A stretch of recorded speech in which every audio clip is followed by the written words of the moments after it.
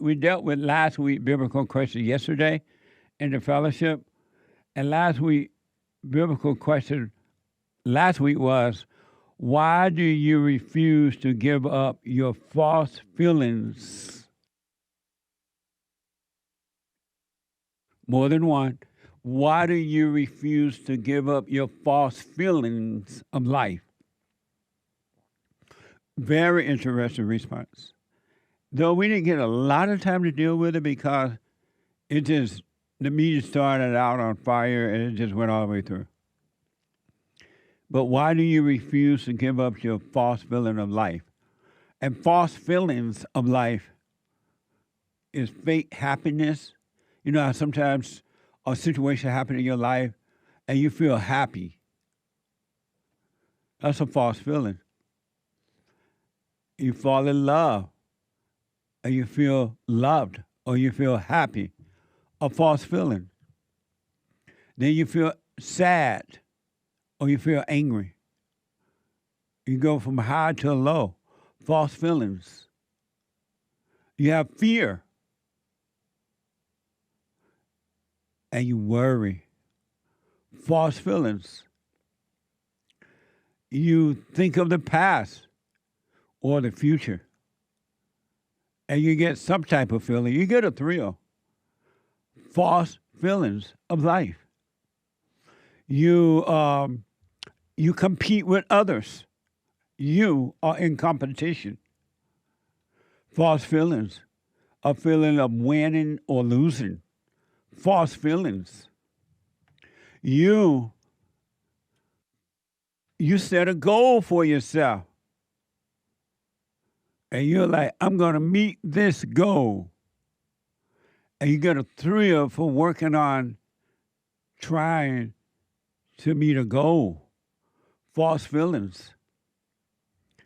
And you get happy if you think you met the goal, and you get sad or angry when you think you've not met the goal or you can't. False feelings. False feeling of who you think you are. Whatever identity you're taking on. Christian, Allah Akbar, or atheist, or drug addict, alcoholic, homosexual, lesbian, transgender, or so-called non-binary, whatever that is.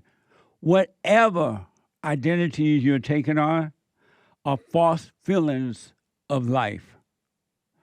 Trying to be rich, or trying to be poor, or trying to be light, all false feelings. I can go on and on and on. All false feelings of life. False identities. And you suffer and you cry at night when you take them on. What a sad way to live, huh? You'd rather live with a bunch of false feelings than to be free. And the reason you refuse to let them go, to give them up, because you don't want to. You love them.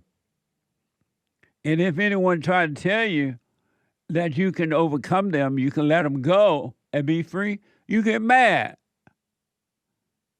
You attack. Gossipy, revenge, jealousy, suicidal thought, all false feelings. Thinking that you know who you are, false feelings. Why don't you let them go? You refuse to let them go. Some people are working on overcoming them, men and women, around the world. I deal with them all the time. But most people are not. It has always been that way, and it shall always be that way, where most people do not want to let go of their false feeling. Anger is probably the leading one. Anger/resentment, both are the same. False feelings. And human beings love anger. Really, they think they really need anger in order to respond to life or deal with life. If I am not angry, how would I defend myself? They say, if I'm not angry, how would I protect myself? They say. They do not know that you don't have to be angry in order to live a life. All false feelings. And human beings get angry so fast, makes your head makes you swim in the head. And they hold on to it. You say, no, no, no, no, no. It wasn't meant that way. They're going to hold on to that anger anyway. It's a thrill. It's a false feeling. Because when they are having all these different false feelings, they hold on to them, number one, because they want to. And number two, they say, well, who will I be if I didn't have my feelings? Who will I be if I didn't have my false feeling?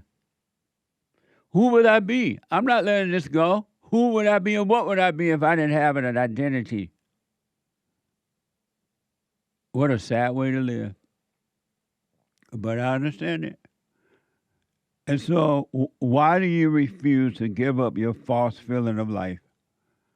Because you don't want to give it up. You don't want to give it up at all. Isn't that amazing? And you cry at night with your false feelings. And you have fear. And you're shy. And you're scared. Amazing. You have no love. Human beings are void of love.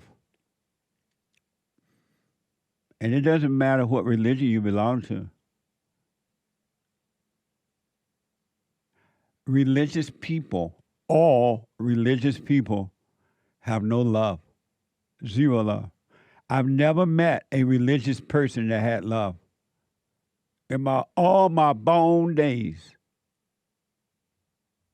I have never met one religion, and I've been around the world, almost around, not every part of the world, but been around. And not once in my entire life have I ever met a religious person that had love. They all have anger. They all have false feelings of love. I've never met one. Isn't that amazing?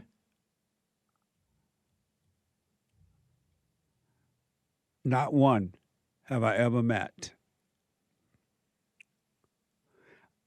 that don't judge. No wonder hell is on earth inside of human beings.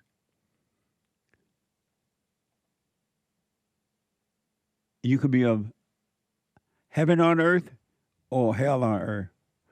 And as long as you hold on to your false feelings, you're going to be hell on earth. It'll be hard for you. It'll be miserable. So check out Yesterday Fellowship.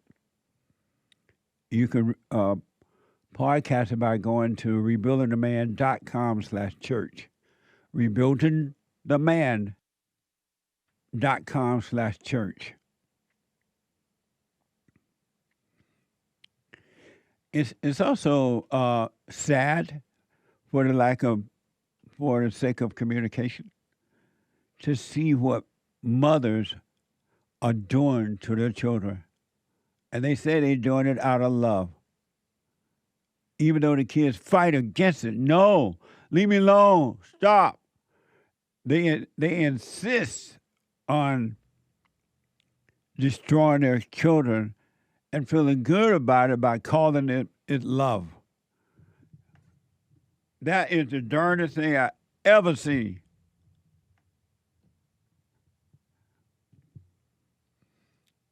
It's the darndest thing I've ever seen in my whole born days. Human beings are evil. You are dealing with evil nature inside of others. Don't judge them. They can't help it. It's not them, but it's evil that made a home in them. Let me go to Larry out of Indiana. Larry, you are on the air. Morning.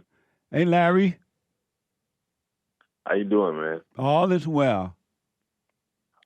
Just calling to get a couple of answers. It's been quite some time since I forgave my mom and started this journey, and boy, it's been quite a ride from 18 to I turned 21 in March 29th, so almost there. But this 2 to 3 years has really been a great journey. But I really wanted to call to ask, just make sure I'm not going crazy here. So I'm currently on house arrest. Crazy, right? You on I just house got arrest? Yeah, so I Okay. got a dog tag on my leg. Um, I just got arrested February 16th for a prank. I was doing some content, went in the gas station, gave the cashier a note that said, "Hand me the money, don't be a hero." Allegedly, I have to say. And I got arrested for that. And now I'm fighting a felony case. And it's like with my family, it's a bunch of ladies, and they're making it a big deal. But the whole situation I'm going through right now, I know, genuinely, I feel like it's purpose. It's meant to be this way as a young man. You have to go through a lot. Right now, I'm like bouncing from place to place. I have no money. My credit's all messed up. Just got arrested. Now that I'm on house arrest, I can't work, so I can't make money. I can't pay my bills. Can't The situation, the physical situation that I'm in, it just, to the average person, it seems really bad. It seems like I'm really going downhill. Me personally, I totally feel like this is my journey. This is my testimony, what I need to go through to be the person that I need to be. But, everybody in my circle, my moms, to my aunties, to my girlfriend's mom, they totally the reason why I'm naming so many women is because the men in my life, like it's only a couple, but most of the people that are in my circle, they kind of feel like my life and my situation. I'm just going downhill. It's not going to be well for me in a couple of years. I'm a bad influence to the people around me. What do you say to the people who, feel that way about what I'm going through and have that to say about my situation? Well, first, whatever you're going through is no one business but yours because you're going through the things that you want to go through. You're creating the kind of life that you want. And as an adult now, because your parents are no longer responsible for you, no one is. As an adult, you have a right to create a hell life for yourself, or you can have heaven life. And you've decided that you want hell for yourself because you think that this is something that you're supposed to go to through, Mm. and that's just not true at all. You don't have to go through that kind of stuff, but you want to do it, so you have a right to do it. Okay, so then why would you say that I don't have to go through it? Because what I mean by go through it is you have to go through a little bit of hell to build character. What do you say to that? No one on the planet, and no one ever on the planet will ever build character by doing wrong. That doesn't even make any sense. Well, no. I don't mean by doing wrong. I mean by going through situations. So kind of like situations where I don't know better and I have to bump my head to know better. But you do know better. You don't know that you should not go into a gas station and give someone a note saying pass the money and don't do uh, and call it a prank. You don't know that that's not good for you, Well, now I know. but you did not know before. Honestly, absolutely no. Honestly, no. That's why I did it. So why did you? Why would you think that you went into a gas station with a note and said hand over the money and don't do what? The note said, "Give me the money. Don't be a hero," with a frowny face. And so you didn't. Before you did that, you thought that was right to do. I really thought it was the funny, right thing to do. And who told you that it was that's the funny and right thing to do? I thought about it. And where you thought about it? And was that your thought? No, it was not. And so, whose thought was it? I honestly don't know. I just know that I was thinking about it, and then when the thought came, Yeah. I just thought it was hilarious. Like I just thought it was so funny. I heard it out. I got my imagination played out the scenario, how it could have potentially went, and I just thought it was freaking hilarious. Have you heard me say all thoughts are all lies all the time about anything? Yes, sir, I've heard. So why would you listen to that thought, I knowing was that that not. was going to get you in trouble? Why would you do that? I now that I'm going back on it, I wasn't conscious. I wasn't being still. I wasn't staying conscious. Yeah. And so you've heard me say for a long time now that those thoughts are not yours and you got to stop listening to them if you want to be free. Why haven't you done that?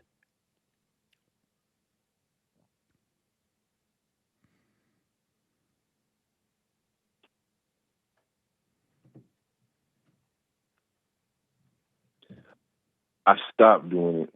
Once I stopped doing the silent prayer, I started getting a little bit more into the world. I started like smoking, doing things, being, involved in things like that. That's when I started losing my consciousness. So I started being, if this makes sense, like of the world. So I'm just like the Walking Dead again, just walking blind again. And in Yeah. that moment, now I kind of realized, I was just walking blind, listening to my thoughts. Because sometimes I'm still going through the journey. I do the silent prayer. I wake up every morning, every night, and I pray throughout every day. I'm on it, but in that moment, it was just like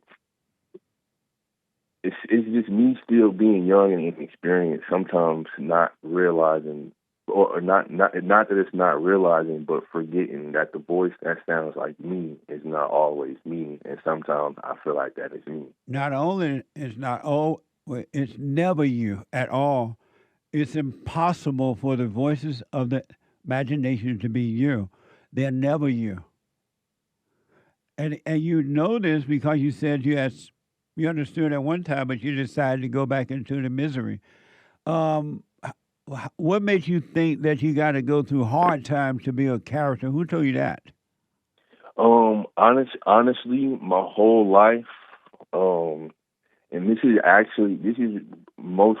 one of the big reasons why I moved out of my mom's house. This is what I told her when I went to forgive her. I told her, I've, and this is genuinely how I felt, and this is how I feel up to now, that you have to go through hard times and get through tough situations to build character.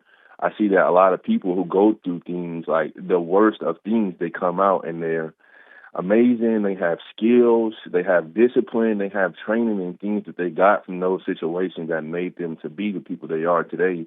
I've yet to see somebody or I can take myself, for example. I've had almost everything that I wanted to have my whole life. I had a sports car at 17, like my life has been peaches and cream. But up until 18, I was very feminine. I was very angry. I was weak, very coward-like. Until I started going through stuff, I started realizing, okay, this is kind of what it takes to become a man. No, that's not what it Correct me if takes. I'm wrong. No, you're totally wrong. That's not. You become a man by not going with the thoughts. A real man would never obey thoughts, knowing that they're not his, knowing that they're evil, knowing that they're lies, and knowing that they only create more problems for you. That's what a real man would do. A weak man would go through by believing in thoughts and acting out whatever the demons tell him to do. That's a beta male. When you were growing up, were you spoiled or something? How were you able to have all those things? Um, I was not spoiled. My mom. I was raised by just my mom, so I had everything I needed, but we weren't spoiled. Like I couldn't go to my mom and just ask for $100. She gave me $100, but I always had clothes. I grew up in the suburbs. Kind of middle class. Grew up and went to a suburban white school. Since 14, I had a car at 14, 14 from 15. She got me a truck at 16. At 17, she moved us to Texas. She had a Jaguar. She didn't drive it, so she gave it to me at 17. I had a Jaguar, crashed it at 18. At 18, I realized, I got a lot. I'm too spoiled. I haven't really worked for nothing. Yeah. I'm gonna go out and struggle and go get through the struggle and learn, because honestly, if I didn't do that, if I didn't move out of my mom's house, I would be very financially well off. My credit would be very well. Physically, from a physical standpoint, financially, I would be very well off. But I thought, why not go out and go and try to get it on my own the same way she went and got it on her own, to build that character and become, I guess, the top Yeah. player or something. Well, one thing you're right about, you did, based on what you've said, you did the right thing getting out on your own and making your own way. That's for sure. But you're destroying yourself by listening to thoughts. All thoughts are all lies. And as long as you go down that road, all you're gonna do is go through a lot of hell, and you're making things rough for yourself. I would recommend that you stop believing those thoughts. Do what's in front of you to do without those thoughts, and you'll be fine. That's how you build character. How do you feel about your situation right now? This is where you're in, and you have done these things. How do you feel about all that? Um, honest, Honestly, I feel no way about it at all. I don't even think about it. Oh, When the good. thoughts come about, you can't work, you don't have no money, everybody thinks you're an F up. Things are, I genuinely, it doesn't get to me. I don't even think about it. Who is taking care of you then now that you can't work? Myself, I'm figuring it out. Like Oh, I'm okay. I'm finding ways, so I'm figuring it out. But you're not robbing banks or anything. Oh no. That's what they told me when I was in. So look, I went to jail. I had to go to jail for a full week, and I was up. My crime was at first it was a felony 3, which is, there's 6 levels. Felony 3 is the third worst level, right? So they sent me up on the in the new jail with the real criminals, and I went up there, and they like, man, you should have went into a real bank and gave them the note. It was really cool. Like, I no, genuinely though, I really do feel like the whole situation was a lesson from God. You can correct me if I'm wrong, but from the moment I got in there to the moment I left, it was nothing but intentional lessons. Like the new jail in Indy is a very violent place. My cousin just got locked up not too long ago, and he wasn't a criminal. He just got caught up in a situation, and he had to get into a fight. And the guy broke his whole face and everything. They was telling me, they like, buddy, you got spared. This is the first week that everything has been cool, calm. Everybody just trying to go home. Nobody's fighting.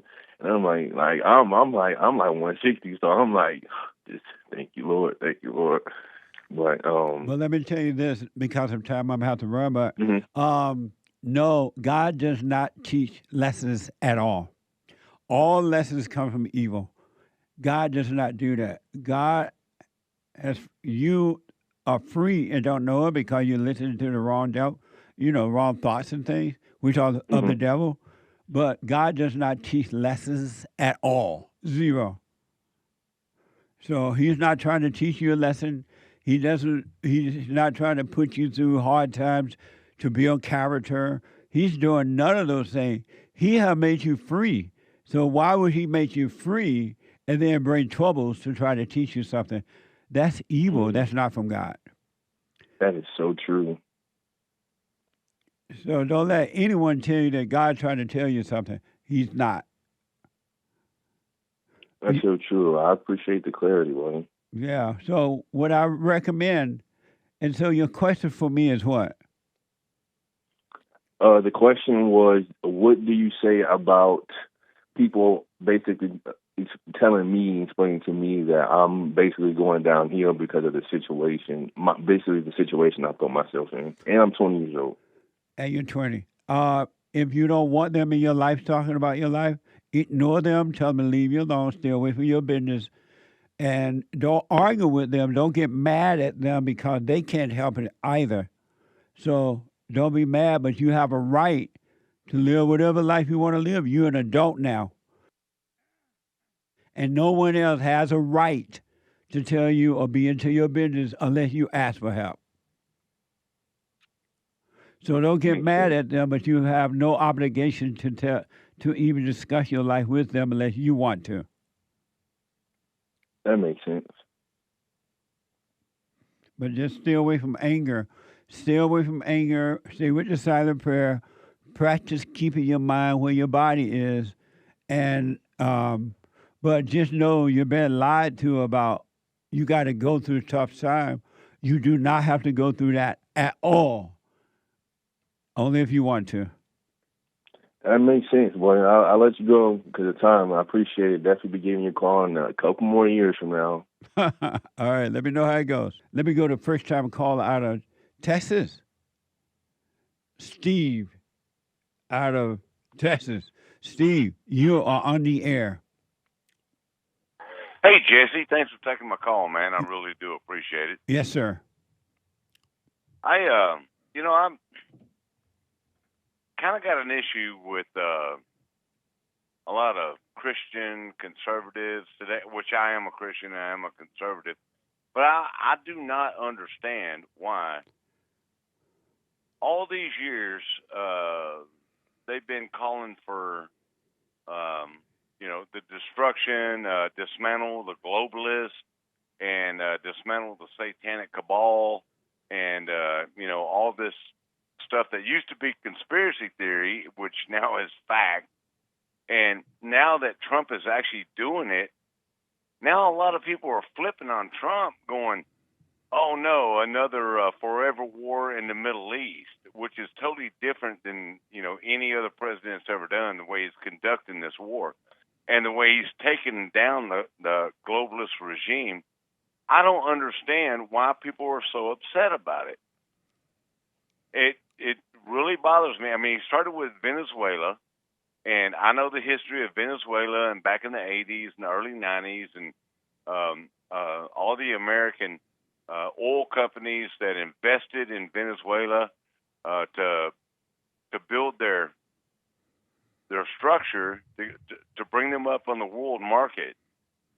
Okay, and then they turned around and stabbed America in the back and sided with the communists, the Russians and the Chinese.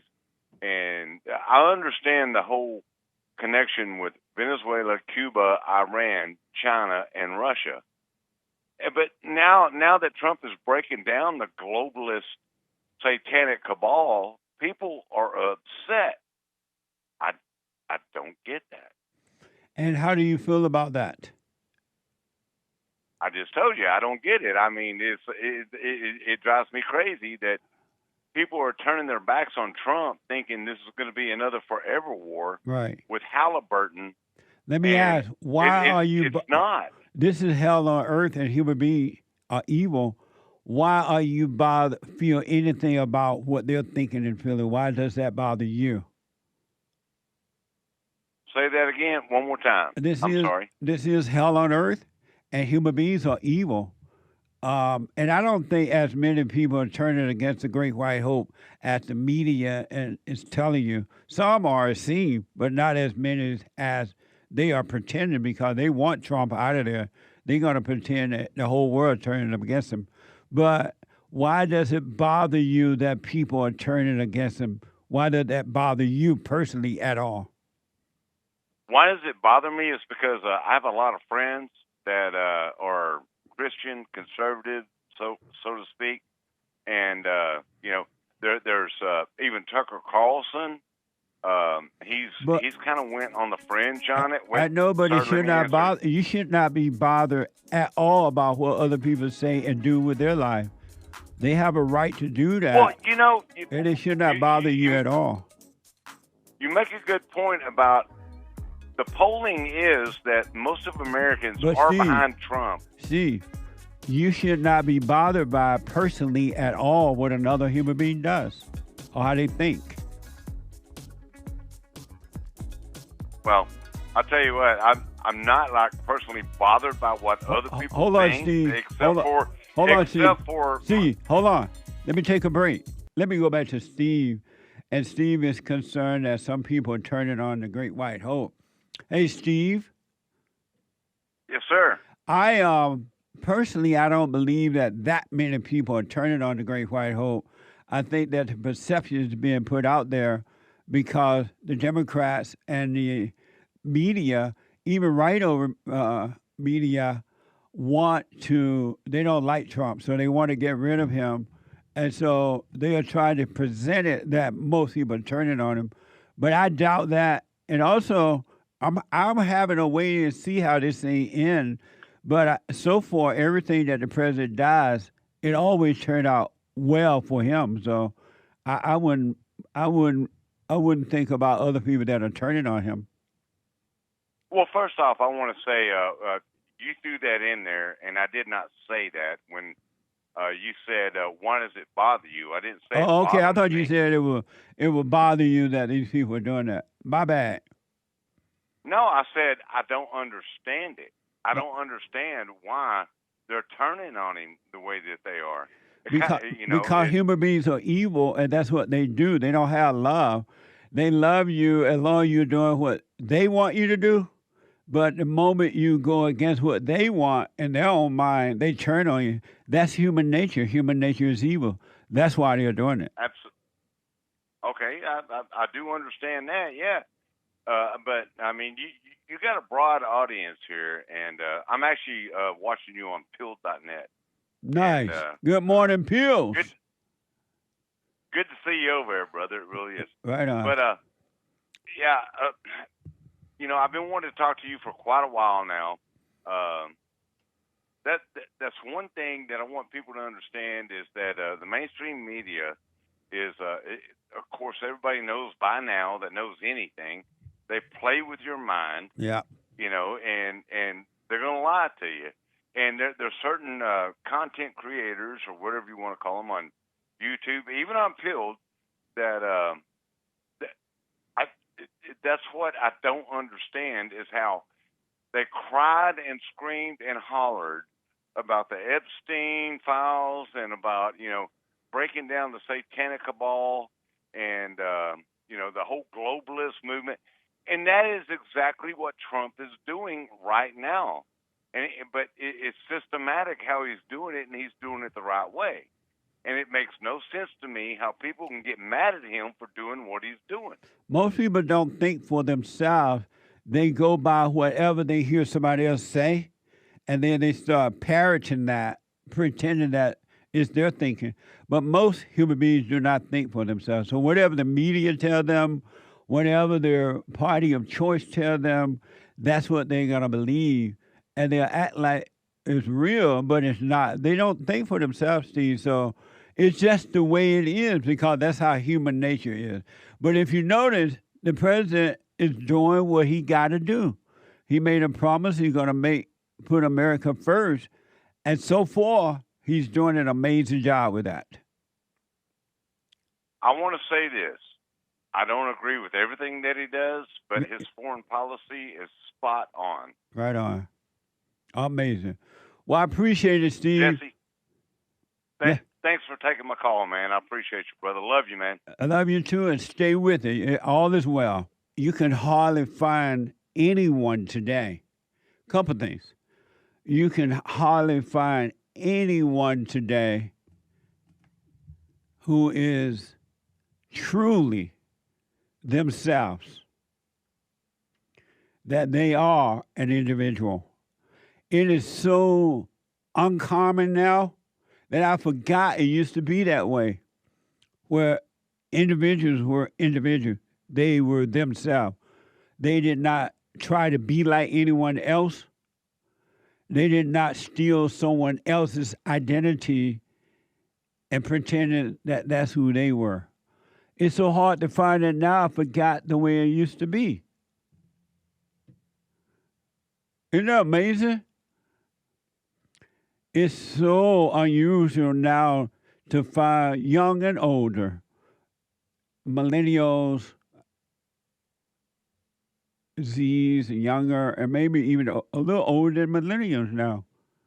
It's hard to find an individual. Everybody have stolen somebody else's identity meaning that they're trying to be like someone else and not just literally be themselves. You're never, ever, ever, never, never, never, ever, and you can bank on this one too. You're never going to be free until you, man and woman, male or female, become an individual. You got to be you and not try to be like anyone else. You wish other people well, whatever they got, but you got to be you. You're not going to be happy until you can be you.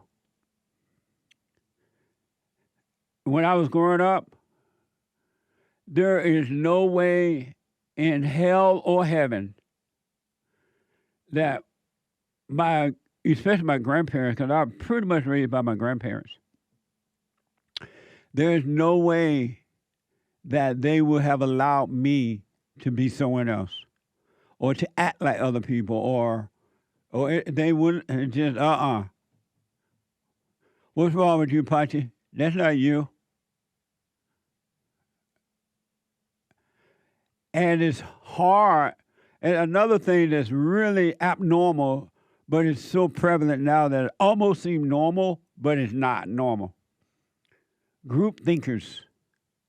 It's hard to find an individual, male or female, that is unwilling not to be a part of a group thinking deal. Isn't that amazing? It's like, what has happened? When did everything change? I want to show you an example of what parents should do for their children to prepare them in a physical way to be ready to leave, men and women, boys and girls. So when you leave home at 18, you don't let somebody tell you that you're not going to be anybody because you didn't go to college. People in college are some of the dumbest people I ever seen. Intellectual people are dumb. No such thing as a smart intellectual. That doesn't exist. Here's an example of what we had to go through. And I'm not making this up. I just saw this morning. My producer gave me this story this morning. And it was so interesting. Here's a clip of a guy who grew up in the country in Western Tuesday.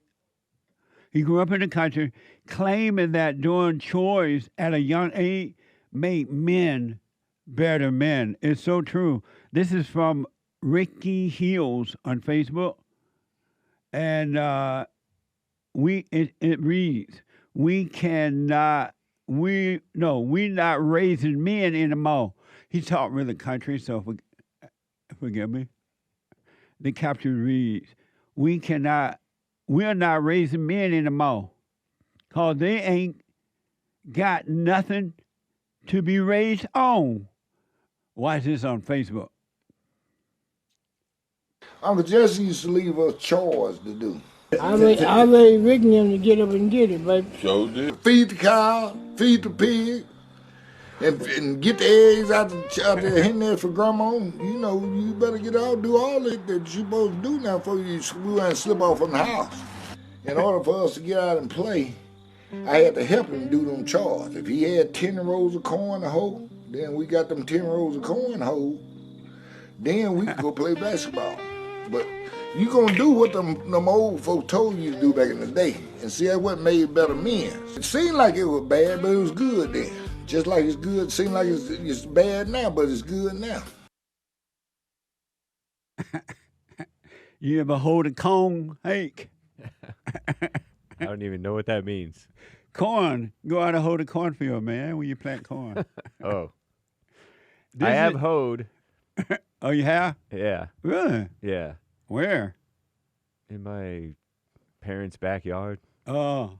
But I didn't have to hoe a whole field. This reminds me of when I was in school.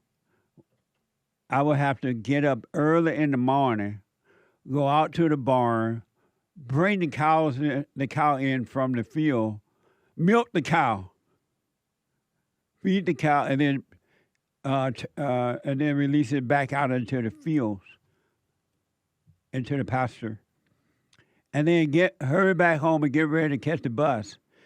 Go down the road and catch the bus to go to school. Before I went to school, I had to go to the barn and feed the cows and the horses and things every morning. And sometimes it would be so cold. But at the time, it seemed like, I hate this. But they knew better. And as a result of that, and working the fields and doing what this guy said, getting the eggs from the hen house and feeding the hogs and then killing the hogs at the end of the year by bringing them into the barn and hit them up on the head with an axe, the back of the axe, knock them out and cut the throat. And then do the rest. Isn't that amazing? But it made you responsible. And so when I left home, I didn't have to call back home to beg for money and all that kind of stuff. Because I was responsible. And then when I realized that, not patting myself on the back, but one responsibility made me, the teaching of the physical responsibility as a kid made me responsible for my spiritual life. I was never satisfied with just being a religious person. Something was wrong. Something was missing. I knew something was missing. I didn't know what was missing. And so I went looking for the answer. What is missing and how do I find it? And it's been a journey, believe me. I was counseling with someone yesterday, a young person, in another part of the world. And he was like, Jesse, this is a hard way. I can't. I'm out here by myself. No one around me is working on themselves. They don't even understand what I'm going through. But I said to him, this spiritual journey, you got to take it alone. But let me ask, we all know that women are sluts and men are slut makers, right? I don't know if that's quite how I would characterize it, but if that's your view, you're more than welcome to it. And so what I want to know, Michael, is why when women accuse men of sexual stuff or whatever, they always hide the women's faces, but they expose the men's faces, and they never show both sides. If they're going to show the men who have been accused, they should be showing the accuser too. But they have this disdain against men, and they love destroying men. And we all know that women lie, and they lie just like they'll make up a lie. They'll be crying and lying. When they cry, they're lying, right? And they'll be lying. We know that women lie, especially on men. If they gotta show the faces, why don't they show the women faces and the men faces? Why is it so one-sided? If they were doing that to women and not to the men, there'd be a big uproar about it. Why are they allowed to do that to the men but not to the women, knowing how easy it is for women to cry and lie? Well, you know what, Jesse? I would love if you would direct that question to the Trump Department of Justice, because that's exactly the criteria that they've employed to impose redactions on these files. Yeah. They've said it explicitly. The Deputy Attorney General, Todd Blanche, came out on a press conference January 30th and said, we have presumptively redacted the facial imagery of every woman, with the exception of Ghislaine Maxwell, whether or not there was any even claim to victimization, much less whether they ever tried to investigate whether the claim to victimization was legitimate. So, I mean, I think that's a ridiculous standard. And meanwhile, every man has their face presumptively unredacted. So what happens when you see these photos coming out where the woman has her face presumptively blacked out, whether or not she ever even alleged that she was victimized by anything, and the man's got his face unredacted, and they're like, I don't know, at some function, or they're posing for a photo or whatever. The instant thing that people assume must have happened is that the man in the photo victimized the woman, but that's totally fictitious. And that's just one factor that's caused what I'm now referring to as this mass hysteria and moral panic that has gotten so out of control that it's even dictating how people view the conflict in the Middle East right now.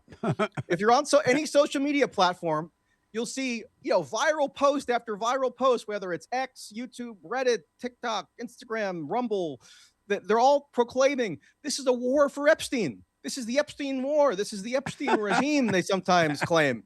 Donald Trump did this to protect pedophiles. Donald Trump did this to cover up his own child sex crimes. And look, I'm a critic of the war myself. I think it's a horrible idea. But like, I'm trying to be a rational critic, right? I'm not trying to be a critic in like in some like Looney Tunes land, who and this whole issue has bred such irrationality that I think it's actually really destructive on so many different fronts. It is. I don't know who's guilty or not guilty in this whole situation, but I know it's wrong to show the men faces but not the women faces. And do you agree with me that when she's crying, she's lying? She meaning all womanhood? Yes.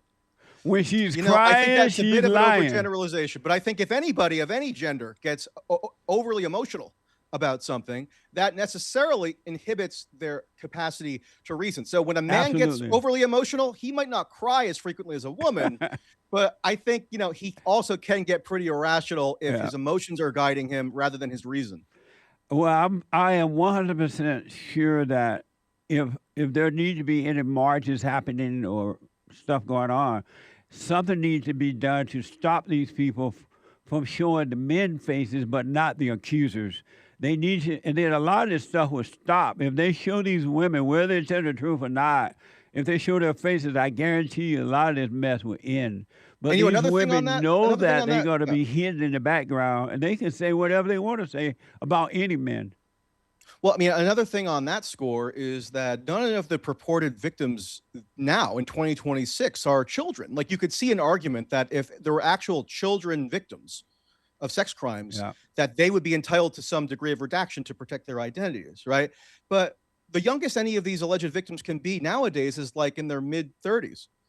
And most of them, if not all of them, would not even have been children at the time that they were depicted in any of these files, meaning their images or photos taken of. And if they were children or like minors, let's say, then they wouldn't have been like 6 or 7 or 10 years old or something, like an actual like school children. If like that, like when people say children, I always thought they're mostly referring to like elementary school age children.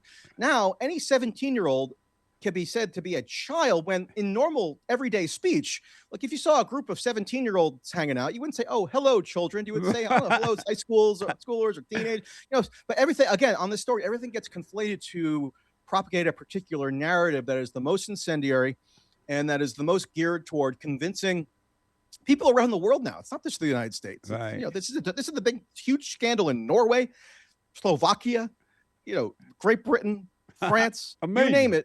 Yeah, but to convince them that this is fundamentally a pedophilia crisis. Now, if it was like a genuine pedophilia crisis, I would also be hysterical and outraged about it, because I actually do object when, children are sexually preyed upon. And anybody does who's sane. Right.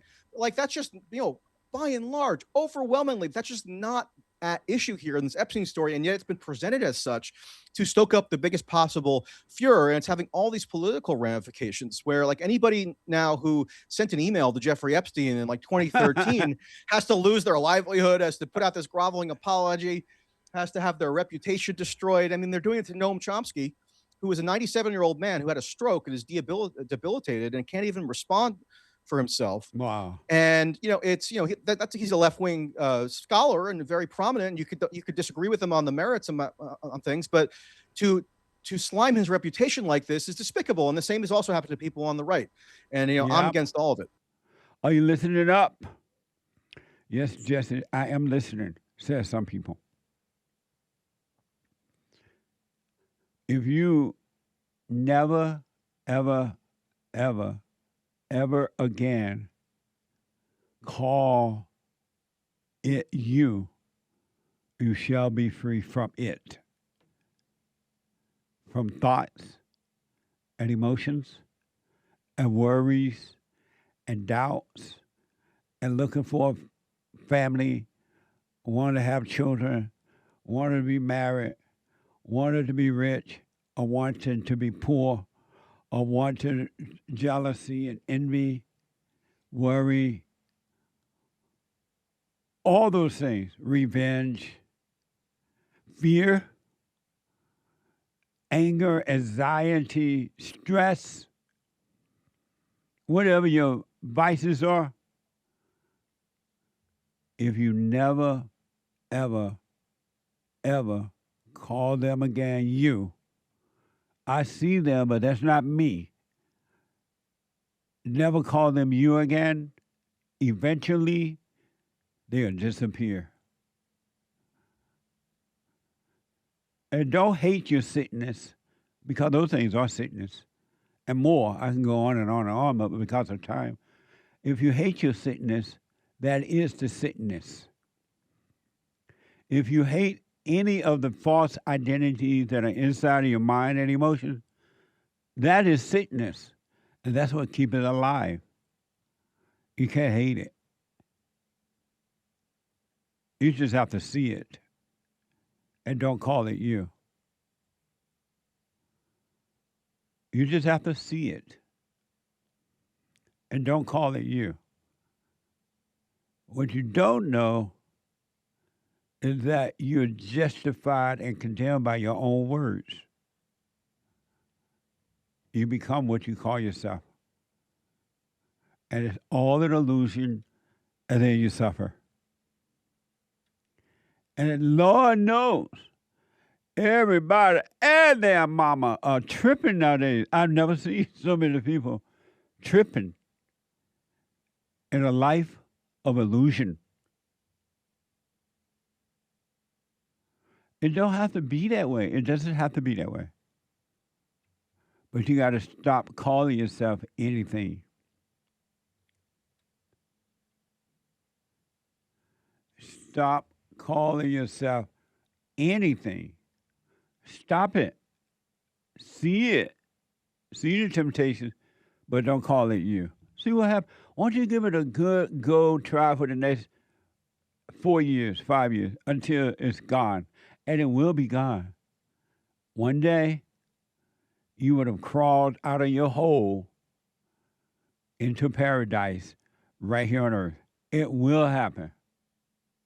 If you stay with it, though, you got to stay with it, and you got to remember. Always remember to remember. Never forget to be present. Don't forget. And that's what praying is. Don't forget to be present. Let me go to KAYLEY out of Florida. Let's see here. KAYLEY, you are on the air. Hello. Hey, KAYLEY. How are you? All is well. I want to preface by saying that when I called before a few weeks ago, you had mentioned, or you had asked me if I needed you to come down here and change my smoke detector, and I changed it. So. Right on. Finally. Congratulations. Yeah, so thank you. So it's huge feat. So I just had a question. Okay. I heard you mention earlier about if you listen to women that you'll suffer. Yes. Is that all women or certain women with toxic mindset? All women. That push that. Oh, okay. All women. It doesn't matter color, rich or poor, black or white, Chinese, whatever. All women. Okay.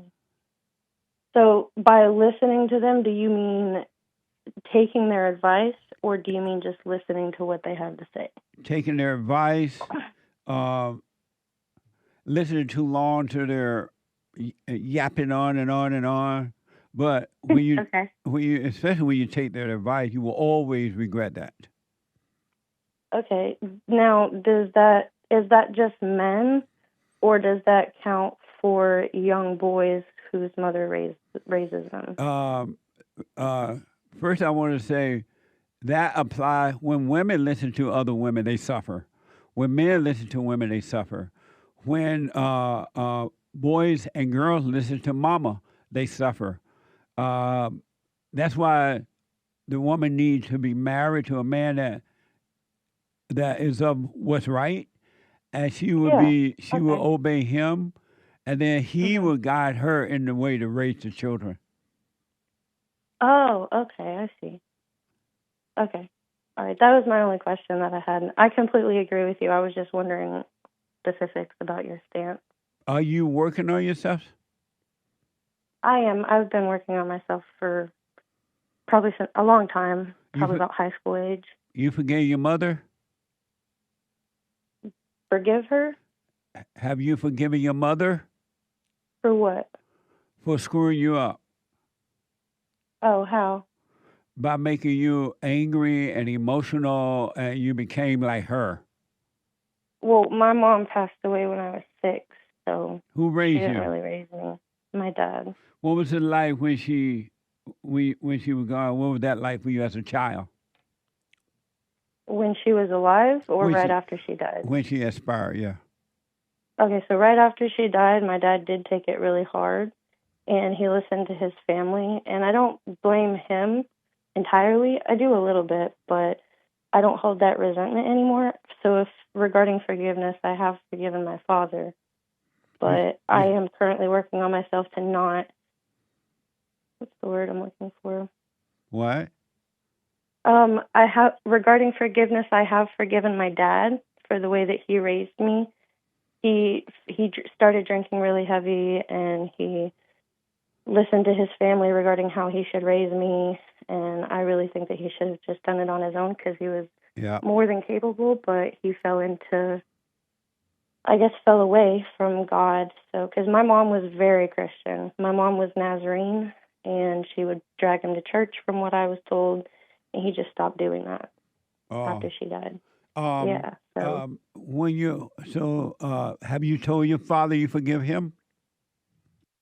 I have told him that, yeah. Oh, okay. And several years ago.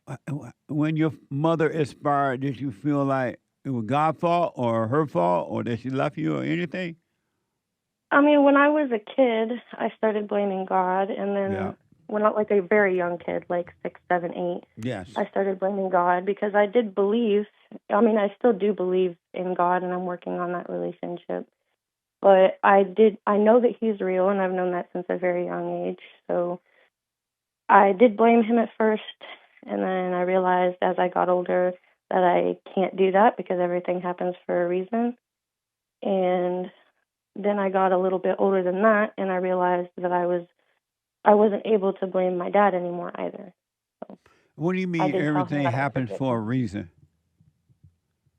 I guess life, like God, I mean, there's some things that I don't believe that God allows to happen for a reason because I don't think God allows anything to happen. Personally, I believe that since everyone has free will, that you can choose to follow in a good godly way, or you can follow not in a good godly way, which there's pretty much no silver lining there. It's either good or evil. And what do you mean that everything happens for a reason?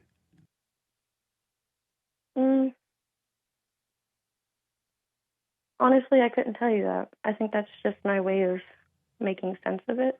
But how does it make sense that everything happens for a reason?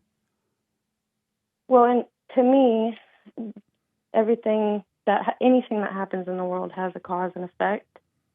If it's big enough, at least. So I felt at the time that my mom's death didn't have a reason. And then as I got older, again, I realized that I couldn't blame God. So I realized that it probably had a reason, and I've just kind of stuck with that. So you are saying that everything happens for a reason, but you don't know what that means, or you don't have an example of everything happening for a reason. Can you give me an example? I mean, I guess if my mom didn't die, I would be coddled in a Christian mindset in a Christian family. And then now that she did die, I have to find that for myself. I have to build that relationship with God through grit and do it myself. And are you using that as everything happened for a reason? Probably. Is that your example? Are you saying that your mother died? Are you saying your mother died, and as a result of your mother dying, expiring, you're no longer clothed in Christianity? Are you saying that? No. I'm saying that because she died, I was not able to grow up with the full effect of a Christian household. Are you happy about Which that? is, no, I'm not. I Why was going to not? say, well, because I feel like it would be a lot easier, and I know that that's probably the easy way out, but it would be a lot easier, and I wouldn't have gone through a lot of things that I did go through. Some things, yes, they're life. I would have gone through them, but I feel like some things I wouldn't have. But I don't know what you mean by that happened for a reason. Um, what you don't know, everyone who born up in a Christian household is miserable. You have not. Oh, You have never met one person that's been born and raised in a Christian household and they have perfect peace. I never thought about that. Yep. You've never met one. Yeah, now that I'm thinking about it, I haven't. And so what made you think, had your mother not inspired and you've been raised in a Christian household, that you would not have gone through what you have gone through? That's not true. Well, thank you for bringing that to light for me, because I didn't go through that, so I just have always assumed that it would have been like that. Assume, never assume. You're right. My dad used to tell me that. No, you've never met one happy Christian. I've met happy Christians. I've met a lot of people who grew up in They're fully not happy Christian though. households, but yeah, well, why wouldn't they be happy? I'm sorry? Why wouldn't they be happy?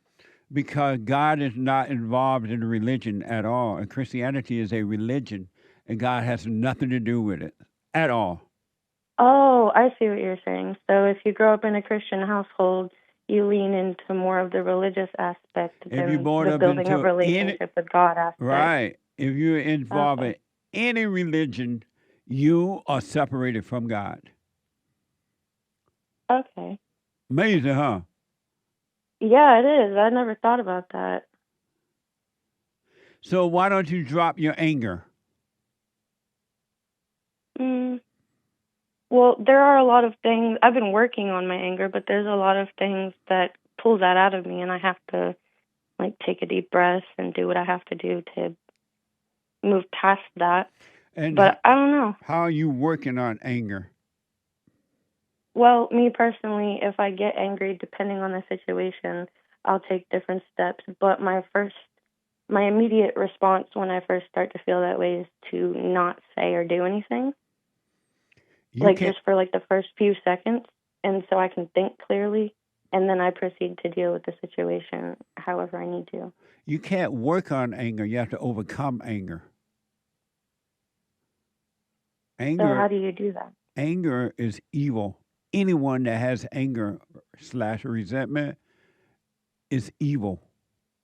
And you can't work on evil. You have to overcome evil. It has to be taken away from you completely. And the way you work on that, you gotta you forgiving God. You know now that God didn't take your mama, right? Yes. And then you forgave your father for the stupid stuff he did. Yes. So now, are you doing the silent prayer? You did ask me that last week, and I've been working on that. I haven't opened your website with the link that you have to it. Then but suffer. Well, no, you're right. I figured, again, assume. I know I shouldn't, but I assumed that silent prayer could have just meant that I take a few moments during my day to pray silently. So I have been doing that a little bit. You've been praying silently? Silently? I mean, I assumed, again, I know I shouldn't assume, but I did assume that that's what that meant. So I didn't go into your link, but I have been trying to do that. And when you pray, but if you're saying that's the wrong way, I can try. And when you pray silently, how you pray silently? How do I pray silently? Yes. Well, I guess I either sit on my couch or on my bed or in my car or wherever I am at the time, because I don't usually get a lot of time during my day for quiet. So, right. But I take whatever time I can when there's silence, and I'll verbally talk out loud. I've heard, now again, I don't know if this is true, but I figured I'd give it a shot. I have heard that it's not about just talking in your head, that you have to have a conversation. And even though you feel like it's one-sided, the more that you do it, it won't be. So I've been trying that. So you sit and pray out loud to God? Yes, I do. You're praying to the devil and it's not working, it would never work. Well, how do I pray to God? By being still and letting the spirit of truth inside of you pray for you. You don't know what to pray for. You don't know what you want. You don't know what to ask for. And so you're praying to the devil, and the devil will give you a car, but the car break down. Okay. Or you have so many other problems. You do the silent. If you want to be free, KAYLEY, it's up to you. Go and do the silent prayer. Be still and let the truth catch up with you, and everything will be done for you and through you. So just sit in silence? Well, go to rebuildingtheman.com/silent prayer. It tells you how to do it. Okay. Okay, I'll try that. Yeah. Do your little Hoover and Holler praying to Satan until you see which one works the best for you. But be still and know. So what? Oh, I was going to say, obviously, the way I've been doing it hasn't been working. And it's not going to work. Yeah. The people who are raised up in these religious homes, they're doing that too, and they're still miserable. I see the correlation. So do the silent prayer, be still, and the truth will catch up with you, it will take over, and it will give you the life that's already established for you. You will just live, and life will work. Okay. Let me know how it goes. Right. Do the prayer. Let me know how it goes. I will. I'll wait another few weeks, and then I'll call back and I'll tell you how it's been. All right. I wish you well, all right? Thank you so much. You're welcome. Ronnie out of Florida. Ronnie, you are on the air. Good morning, Jesse. Good morning, Ronnie. How's everything? All is well. Amazing. All right. Amazing. What? I wanted to start. I want to start off with the Black excellence, and I had a comment on it. Okay. I was born in Cuba, and I came here when I was 9 years old. And in Cuba, I have family members that are blacker than crows. So, and I never heard any of them mention color throughout my whole life there. I only got to know racism and all that when I came to the States. Yeah. And it's surprising on how, I never heard anything from them growing up blaming color or blaming whites. I just saw people as people. Yeah. That's how it was when I was growing up in Alabama under the Jim Crow law. And the colors on the side, whites on the side. I never heard black people blame anyone for anything. They were independent. They worked hard. They did it for themselves. They treated people the way they like to be treated. It was only until the civil rights movement started, that so-called civil rights movement, what was civil wrong, but they're the one that taught black that racism exists and all that kind of stuff. And the blacks just believed the lie, and now they're paying the price for the lie. Yep, and not all. That's right. Not all, but most. Yep. And another thing I wanted to ask. I was going to ask if does the Holy Spirit show up as common sense? Yes. Yes. 100%.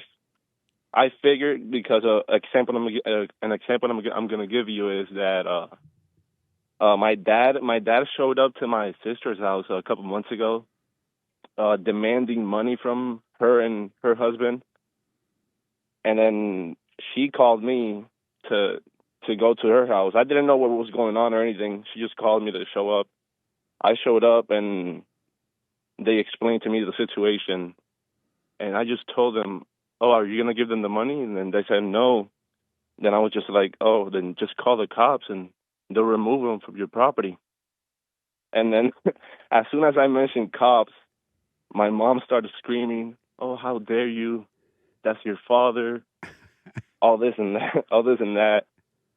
And I just saw that as common sense. You know, you call the cops, Right. they'll remove him from your property, and that's it. Did you tell your mother to shut up? Oh, yeah, I told them, oh, then why call me when I'm going to give you the straight answer? And then I just left. I left them in their fighting hell. Yeah, absolutely. And another thing that I realized that same day, when I was driving away, I saw my dad walking away because they ended up giving him the money, and then he started walking away. And then when I was watching him walking away, my body and in my head, I just started getting thoughts about how, oh, you're such a bad son. Pull over and pick him up, all this and that, and I did nothing about it. Right on. And then my body, I just felt like shaking in my body. I wasn't actually shaking, but it was feeling like it. And then in my head, I was kind of like just trying to force a tear out of my eye. But I just said out loud, what am I doing? This is not me. Yeah. And I haven't seen my dad since. It's been I don't even know how long, a couple months, and I don't feel anything about it. Right on. I wish him well. Yep. And it's amazing on how we can live free and not worry about anything. Yep. You know? And that shaking that you felt when you didn't pick him up, that was the spirit of evil. It wasn't you shaking, and that was the spirit of evil in you that was shaking because it was reacting to you not reacting. Had you picked your father up, you would have given life to evil. But the fact that you resisted, it shook because it is by you not giving into it, it got to leave your body. It's being taken away from you. So that was not you shaking. I know what you mean about you felt it in your body, but it was not you at all. Yeah, and I realized that at the moment. I caught it. Yeah. And yeah, it's been amazing. My life has changed forever. Well, stay with it, endure all the way, and you will get to the point where thoughts and emotion will be taken away from you, and you will live life right here on earth with perfect peace. Yes, sir. That's all I wanted to share for today. Right on. For people to stop. It's for people to stop identifying with their body and realize that it's not them, it's not their color, it's not their thoughts. Yeah. Yep. Amazing. Thank you, Ronnie. Thank you so much. Appreciate it. Some of you may know, some may not know. Some of you may know that Jesse Jackson expired, and they had his funeral in Chi-Town, better known as Chicago. And according to the reports, Obama, Clinton, Biden, and other people spoke at his funeral, Jackson's funeral. And according to the report, Jackson Jr. told them when they do speak, or if they speak, according to the report, I don't know what true it is, do not go political. This is a funeral to say goodbye to Jesse Jackson, so don't go political. And apparently, they went political. What the? Biden, Obama, and Hillary, and we're not Hillary, but Bill. Obama, Joe Biden, you can't hide. Joe and Bill went political even after, according to the report, Jackson Jr. told them not to. And so I wanted you to hear that so you can understand human nature. Know thyself. 99.999, not all, because there are men and women working on themselves now, getting to know themselves. But 99.999% of people do not know themselves. What a sad way to live, huh? Not knowing yourself. What a sad way to live. When I look at the world, it fills me with sorrow. Children today gonna suffer tomorrow. Oh, what a shame. Such a sad way to live. Who really cares? Who is willing to try to save a world that is destined to die? Save the children.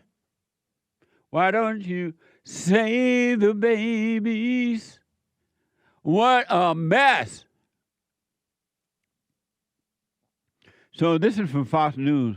Following the death of Jackson, his son held a press conference where he requested politics be kept out of the service and the focus to be kept on Jackson's legacy. Watch this from X. Bring your politics out of respect to Reverend Jesse Jackson and the life that he lived to these homegoing services. Come respectful and come to say thank you. But these homegoing services are welcome to all, Democrat, Republican, liberal, and conservative, right wing, left wing, because his life is broad enough to cover the full spectrum of what it means to be an American. Amazing. Isn't it amazing? You got to tell somebody not to do politics at a funeral. Well, man, talk about ego, huh? Amazing. So you heard him say, don't bring politics to this funeral. When they say a homegoing funeral, where are they going? Where is home that they're going to? What the? To this home going. Where is home? Home is where the heart is, Jesse. What the? Fox News. So you heard him say, don't bring politics to this funeral, to this homegoing service, or whatever he said. Fox News reported former President Barack Obama, Joe Biden, and Bill Clinton arrived on Friday, March 6, 2026, for a memorial service for the late Jesse Jackson in Chicago. Obama, Al Sharpton, Biden, and Camilla went on to discuss politics during their time on stage. Watch this from CNN. Each day we wake up to some new assault on our democratic institutions. Each day we're told by those in high office to fear each other and to turn on each other, and that some Americans count more than others. I don't care what they do in Washington. I care what we do in the community. We beat people bigger than Trump. We fought people harder than them if we stand up and be what we're supposed to be. This is bad times like now. We're in a tough spot, folks. We got an administration that doesn't share any of the values that we have. Let me just say, I predicted a lot about what's happening right now.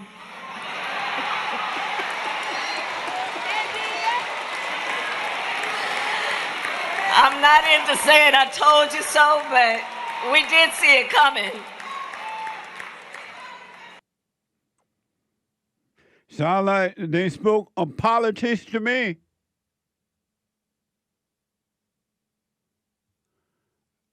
Amazing.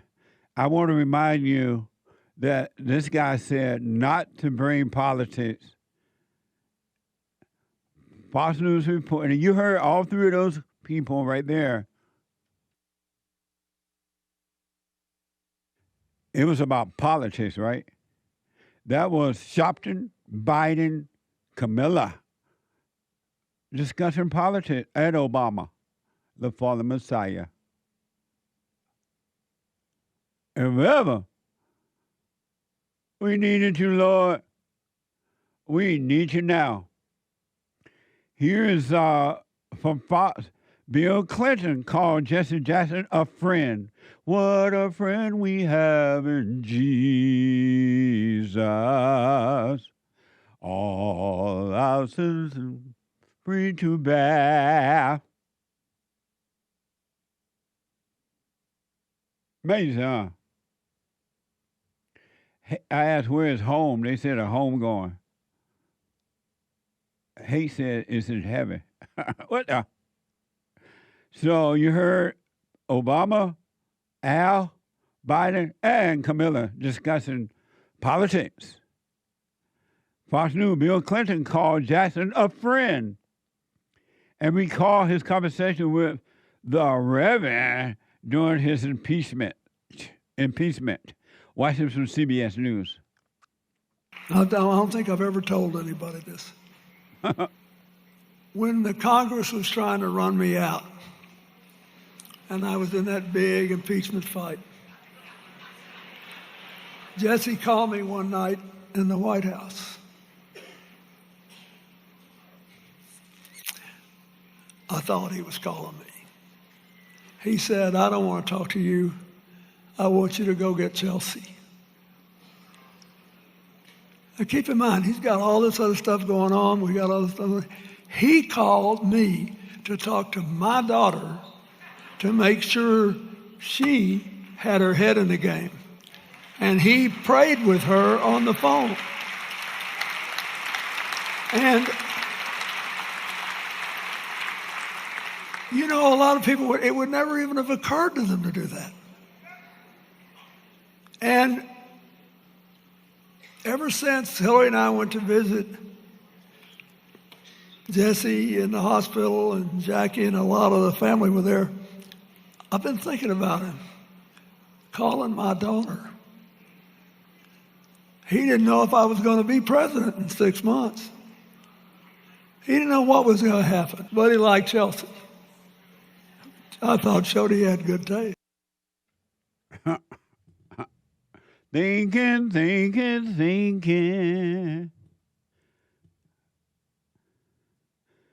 And Nick, I want to replay CNN.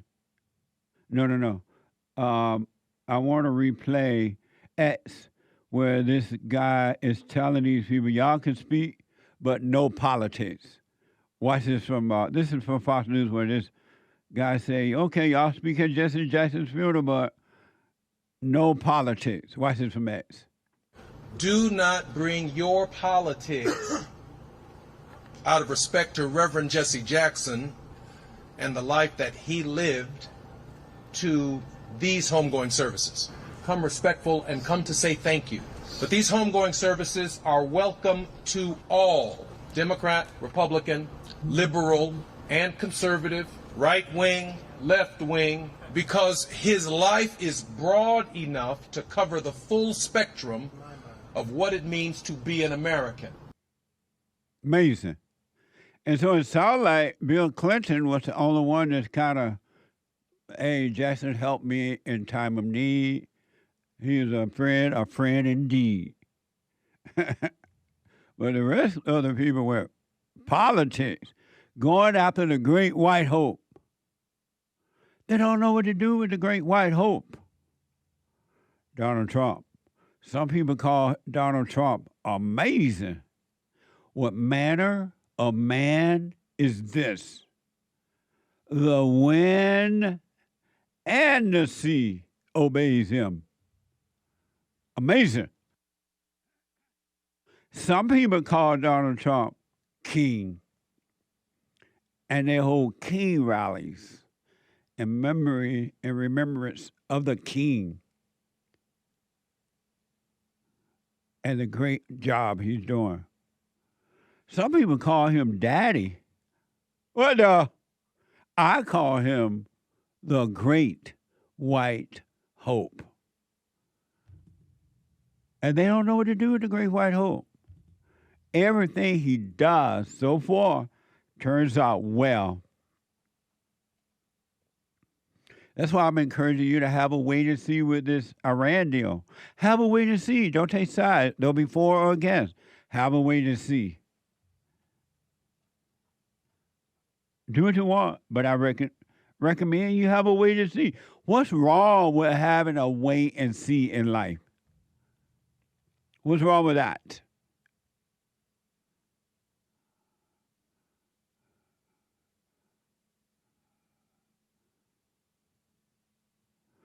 So you heard the people speaking politics when they were told not to do it, according to the reports. During Fox News, this is from Fox News, during his father memorial service on Saturday, March 7th, Jesse Jackson Jr. offered a sharp rebuke of the tributes given by former Democrat Bill Clinton, Barack Obama, and Joe Biden, noting that the trio shared one thing in common. They really didn't know his father. Watch this from CBS News. Yesterday, I listened for several hours of 3 United States presidents who do not know Jesse Jackson. He maintained a tense relationship with the political order, not because the presidents were white or black, but the demands of our message, the demands of speaking for the least of these, those who were disinherited, the damned, the dispossessed, the disrespected, demanded not Democratic or Republican solutions, but demanded a consistent, prophetic voice that at no point in time ever sold us out as a people. And it speaks volumes about who the Reverend Jesse Jackson was. Al Sharpton was standing behind me. He sat down like, Lord, I went politics on it. Al Sharpton was like, let me set my butt down. I done went politics. Now this boy over here telling on me. What the?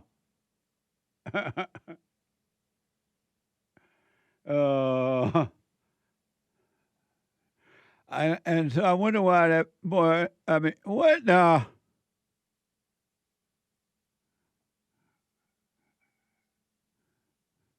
He mentioned Clinton. I guess Clinton went, maybe later on that little talk he gave, he went politics, but I didn't hear it. What the? Grandpa, tell me about the good old days. They went politics.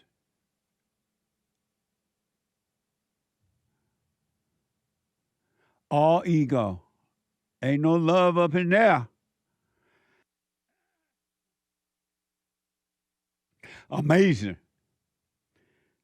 It's Bible Thumping Thursday. And one little quick scripture I want to give you.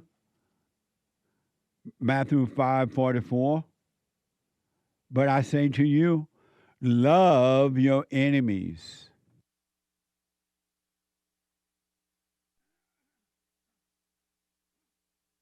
Love your enemies. Bless those who curse you. Do good to those who hate you. And pray for those who spitefully use you and persecute you. What the? But according to Matthew, it's in the Word. It's in the Word. Matthew 5:44 said, but I say to you, love your enemies. How many of you love your enemies? Raise your hands and shame the devil. How many of you love your enemies? How many of you bless those who curse you? How many? Raise your hands. All in the name. How many of you bless those who curse you? How many of you do good to those who hate you?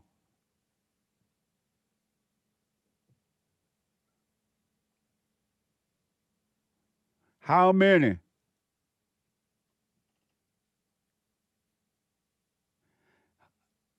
How many people do you even know who love their enemies, who bless those who curse them, who do good to those who hate them? How many do you do it? And how many people do you know live that way? Who love their enemies, bless those who curse them, do good to those who hate them, and pray for those who spitefully use you and persecute you. Now that's real love. That's not mama's love. That's not emotional love. That's the real deal. But you can't find anyone like that. You're not that way yourself, and you don't know anyone that way. What a sad way to live, right? No wonder human nature is evil. Chad, out of a first-time caller out of Alabama, Sweet Home, Alabama. Chaz, you're on the air. Hi. Hey, Chaz. How are you this morning, Jesse? All is well, sir. That's awesome to hear. I just have a couple questions for you. All right. One of them is, should we pray for people or over people for any reason? Well, you pray for them by not hating them, but wish them well. Just like good intention in your heart for them. Yeah, you just wish them well. You don't hold anything against them. You don't rejoice in their troubles or anything. You wish all people well. Okay. Is it good to, like, say my friend the other day, he was being kind of emotional over a car payment, and one of my friends, she was like, "Hey, everybody, let's pray over him." It felt kind of weird to do. Is that something that's right? Did you do it? Yes, I did it. That's the dumbest thing on the planet. I know it felt weird. That's why I had to ask you. I get so emotional, baby. So every time I have to pay a bill. So what should I have done? Should I have just... You should have just said, what the? And not done it at all. Okay. Why did you do it? Well, we're all kind of friends doing our Bible study, and I didn't want to be like, I'm not going to pray over my friend. Why not? That was a stupid reason. That was all ego. You going to listen to a woman tell you, let's pray over a bill? Well... Why did you listen to the woman tell you that? Well, it was kind of all the people around me that do it, so I figured I would do it too. You couldn't stand alone and not do it? Yeah, because I wasn't sure if that's hurtful or if it doesn't work or if that prayer just doesn't matter, you know? But think about this, Chaz. Who's going to pray over a car bill? Well, over the sadness of our friend is what they're praying. Who's going to pray over that? That's dumb. Yeah, I know it was. That's why you should have told your friend, what a beta. I should have been like, yo, I ain't wasting a prayer on that. Right. For real, okay. But you followed the woman, and now you're suffering. I did. It's something inside of you said, no, that's silly. Sorry? Something inside of you told you that was silly to pray over somebody crying over a bill. Yeah, it did, but I didn't want to make people look at me weird, I guess, for being like, no, I'm not going to pray. And why did I that guess, concern you at all, how they look at you? well, they're my friends, and If they were your friend, they wouldn't look at you weird. that's true. I think that our age, I guess, we kind of aren't as aware as like we just think, okay, any prayer is good. How old are you? I'm only 20. Oh, okay. Yeah, so I'm a new believer actually, Jesse. You've inspired me a lot. I started believing about a year ago, starting a relationship with Jesus, starting a silent prayer, trying to stay with it. Have you forgiven your mama? I have. I live with my grandmother still, and I'm trying to get out, but I've forgiven her. You told her? I have. And what'd she say? She was crying. When she cried, she lying. She's lying. I know she's lying. I know that, but I did it, and she seems like things have been better. Right on. Well, you stay with it. Yes, sir. Could I ask you one more question, or yes? No? Okay. Let me look. I have it written down. I was just wondering, what was the hardest thing for you to overcome? Ego. Ego. And how did you overcome it? By just becoming aware of it, really seeing that was never a me, but it was always a thought that was a me. And so being aware of that changed it, changed it. Okay. Are you staying out of thoughts? It's an everyday battle. Yeah. I don't do the silent prayer, and I get back into my thoughts. You say you don't do it? When I don't do it, I go back to my Hold on, thoughts. Chaz. Let me take a quick break. Hold on. Let me go back to Chaz, a first-time caller out of Alabama. So, Chaz, you say that you sometimes you don't do the silent prayer? That's right, Jesse. Yeah. And why is that? I have a bad sleep schedule. What? I have a bad sleep schedule. You have what? Like my sleep schedule. Like I don't go to sleep. It's hard for me to sleep. Oh, but you have time to go to a Bible study. Yeah. I do. Taught by a woman. Well, no, not taught by a woman. I kind of lead it.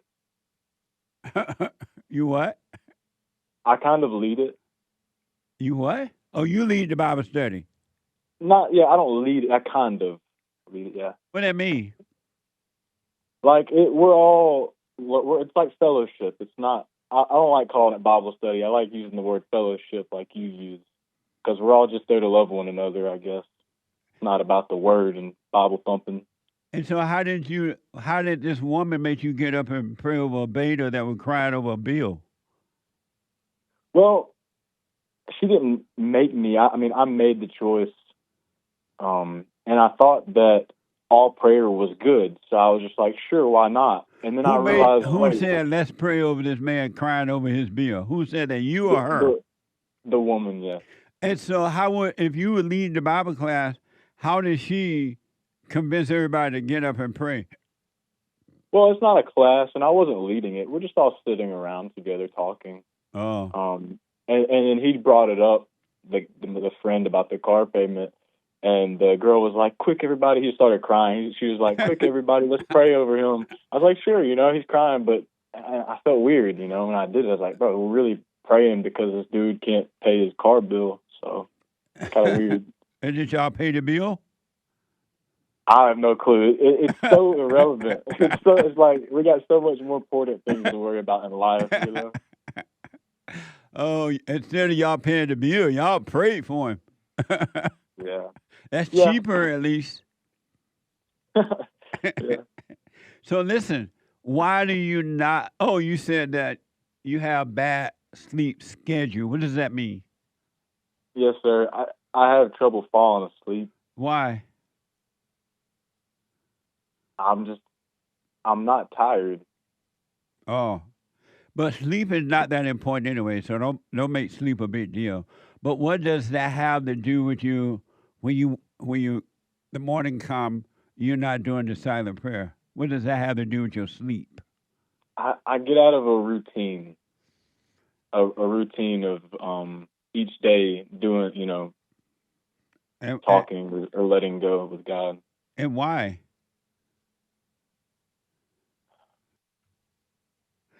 I think I think the main reason is because I still live at home with my parents. What that have to do with getting up doing a silent prayer? Well, we have a lot of animals that are in the house. You live in a barn? Yes, I know. It's bad. Do you live in a barn like Jesus? Dogs and cats. And, yeah. Oh, what now? And what does that have to do with you doing the silent prayer? Well, it's just my environment. I can't get in a routine. I feel like to constantly pray. You can if you wanted to. I probably yeah. You can. You do everything else you want to do. Yeah. Do what you want, but I recommend, but do what you want, that you practice staying present. Always know where you are and what you're doing. And don't let the mind carry you off into time, thinking about the past or the future. Mm-hmm. Practice staying present. And because when you, the greatest sin is to forget to be present. God and the truth and life and everything is already with you. And if you stay with it, you're going to just live your life, and it'll be amazing. Yeah, no, I've experienced a little bit of that this past year, watching your YouTube videos and your fellowship bond, the amazing things you do. I appreciate you for that. And so start doing it then. I have. I'm working every day. I'm really trying. Don't try, just do. And you will not regret it. And then the natural way of living without stress or worry or busy schedule and all that mess will disappear, and your life will be easy, your burdens will be light, and it will be amazing. But you got to stay present. Yeah. Can I ask you another question? Let me ask you one quick question. Don't forget. Do you see that all thoughts are all lies all the time about anything? Yes. So why do you let them talk you out or give you any reason not to be present? Why do I let them talk me out of being present? Because being present sometimes, especially when you're alone, gets boring. And you search, or at least I search for I guess a thrill or some entertainment or something. It's hard to sit still alone. But being present is not boring.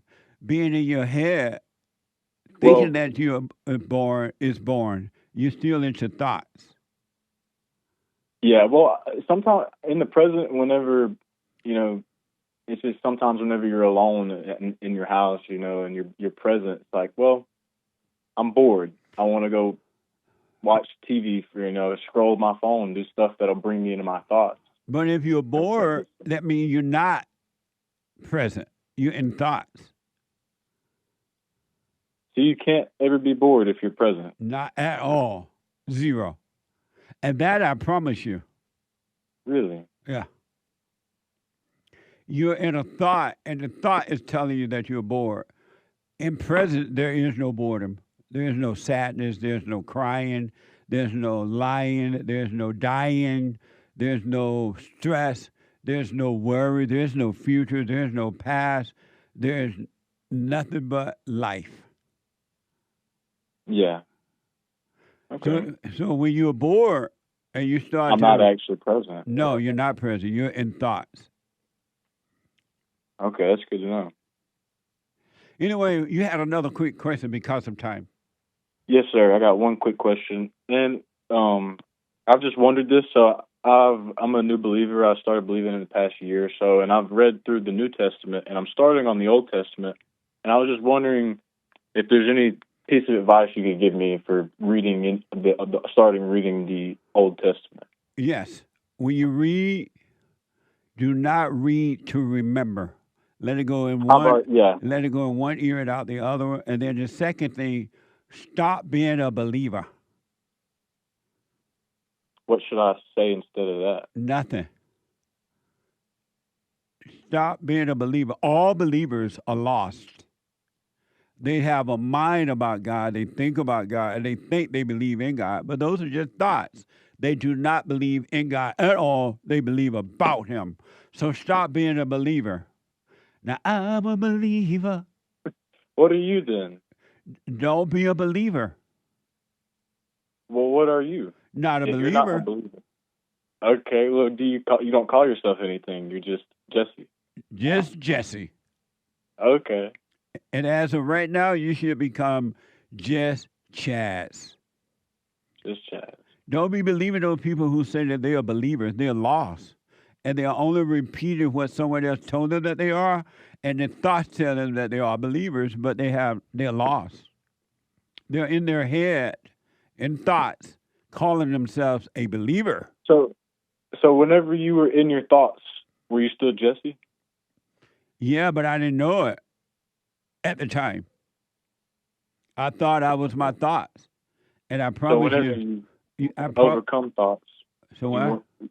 I was just gonna say, whenever you overcome thoughts, you've just always been Jesse. It's just you've overcome thoughts. Yes. Okay. Well, my name is Jesse, and Jesse. Well, yeah. So listen, CHAZ, you stay with it, stay with it, stay with it. Drop all identities. You're not your body. You're not the thoughts. You're not your name. You're not this. Be nothing, and just live. Don't have any goals. Get rid of your little goals and your little plans, and just take it one step at a time, one day at a time. I sure will. Thank you, Jesse. And stay with it, stay with it, stay with it, all right? Yes, sir. All right, buddy. Amazing. Thank you. Okay. Vicky, you are on the air. Oh, you know what? I haven't spoken to you in a while, and I am so excited to talk Where to you been? today. I've been doing this, that, and everything else out here. Right on. Yeah. Well, it's good to hear from you. It's so wonderful to talk to you, Jesse. Boy, great call. Wonderful call with Christy. I wish her well, man. Yeah, wish I do her too. well. Yeah, me too. Yeah. Well, amazing. Yeah, it was amazing. She just has to live from within and everything will be okay. You know, Jesse, what's the deal with people not wanting to forgive? But it's such a simple thing to do. It really is. God. Vicky, your phone is fading in and out. Oh, can you hear me? Yeah, if you stay still right there, you're fine. I'm not moving. Okay. I'm not moving. All right. It's like, I know why. It's people live in their thoughts. It's not difficult to forgive. It's not. It's easy. God's ways are easy. And a lot of people have been told that anger is good, and they don't want to let it go because they've been lied to that it's good. So they don't forgive because they think anger is good. Right, absolutely. I mean, I thought that growing up as well, Yeah, you know, that yeah. it's just normal, but it's so abnormal. Yes. And it does keep you from God because when you let that go, then you are free. You know, you're free. You become free, and then you live from within, and you live with God, and you're present with Him all the time. Life is wonderful. Absolutely. That's what it is. But I want to answer that biblical question. How is it that a wife can make her husband sleep on the couch instead of the other way around? Because people are blind and men are weak. Men are weak to allow women to do that. I'll tell you what, my first 2 marriages, I did that. I was going to ask you, did you do that to your husbands? Oh, yeah, the other 2 all the time. And they bowed down to me like I was their God. You know? They did. Oh, it was horrible. But this one here, I've been married almost 30 years to this one, Jesse. Yeah. And he set me straight from Jump Street. Like he was in the Marine Corps, and he was tough anyway in that sense.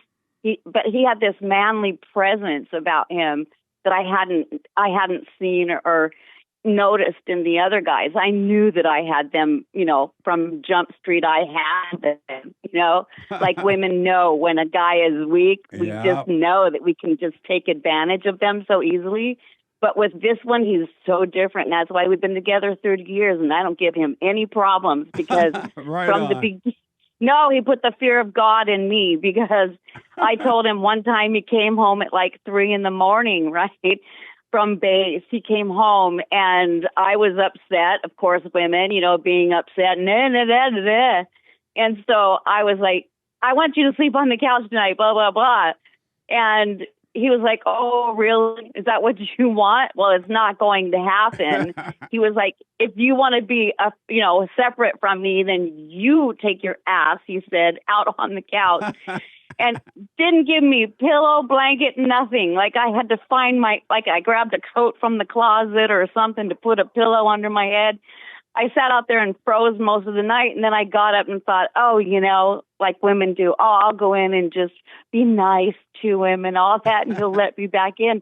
He locked the door on me. I couldn't get in. Right on. And so it was like I could not get in. And I think we went through that another time, and then I learned after that, don't play with this one. No way. Right. So it was like I saw I had an alpha male, and I just love the alpha. Amazing. Amazing, bro. Right, I just want to tell you my little story. That's my answer. Right on. Well, I appreciate that, Vicky, and it's good hearing from you. Call me again soon. Always, brother. I love you. And tell everybody else hi there. I love you all. I will tell them, and I love you as well. Thank you. Love you too. God bless you, bro. All right. Let me go to Pearl out of Texas. Pearl, you are on the air. Hey, Jesse, how are you? All is well. The one and the only Pearl Davis. How have you been? How's LA? Amazing. How you doing? I'm doing good. What are you up to? I had a thought about, or you say those are bad, right?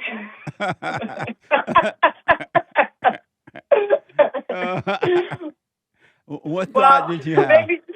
Maybe you can tell me if this is from the devil or not. Okay, but are you on a speaker or something?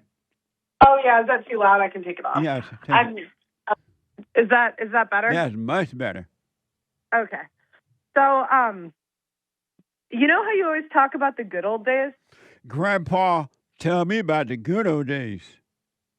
Was that what time period was that?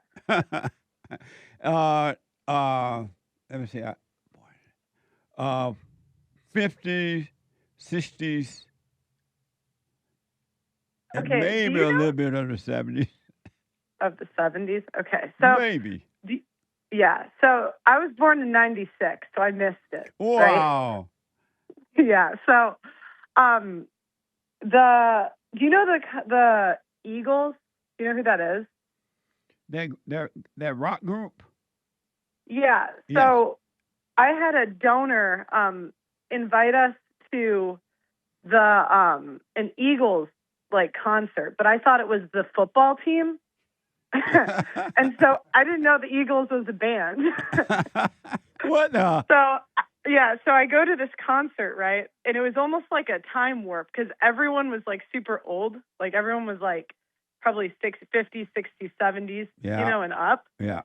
And I almost could see what you were talking about. It was so awesome. No one was on their phones. And the band, I was stuck with Taylor Swift, okay? You guys got the Eagles.